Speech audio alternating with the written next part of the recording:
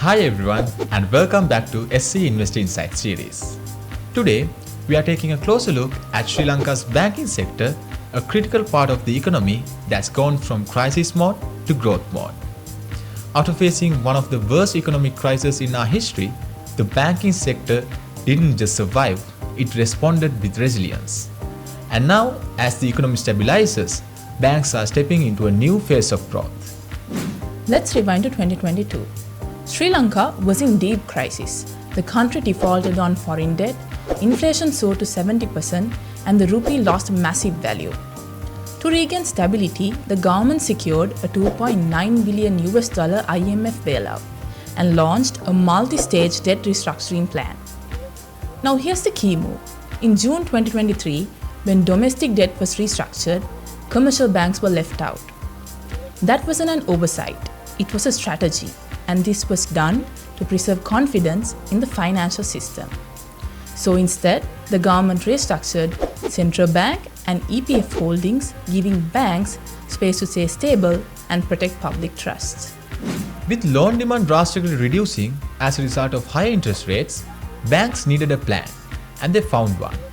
They shifted towards government bonds, where Treasury-bill rates shot up 30 to 32%.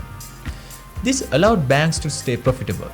In fact, none of the major banks reported losses during this period, mainly thanks to those steady and high-yield bond holdings. By mid-2023, we started to see a turnaround with local debt restructuring. The central bank brought inflation under control, introduced the overnight policy rate, and began easy monetary policy. After the domestic debt restructuring, Sri Lanka resumed talks with the IMF and external creditors to address $17.4 billion in external debt and $10.3 billion in bilateral debt via the OCC. A final deal was reached in December 2024. Under the baseline scenario, Sri Lanka gets a 27% GDP-linked debt haircut and will pay a $225 million consent fee along with past due interest installments. This agreement helped further ease pressure on the economy and paved the way for lower interest rates and renewed lending activity. The numbers speak for themselves.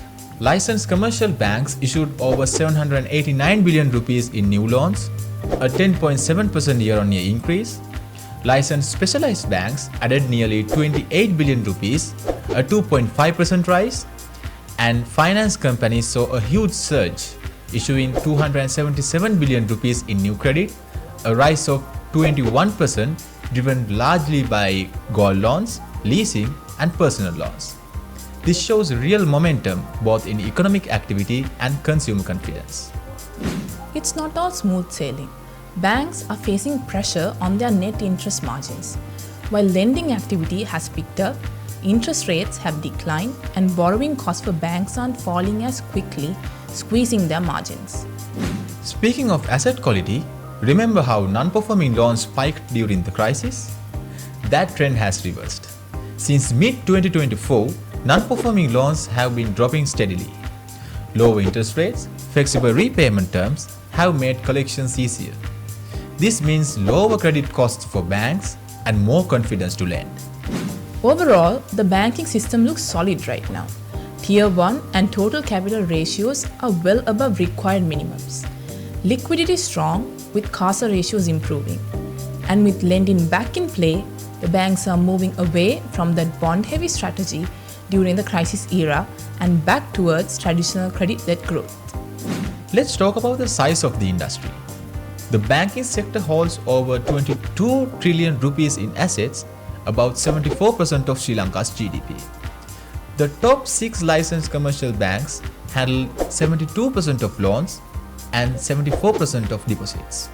State banks like BOC and People's Bank still dominate with over 43% of total assets.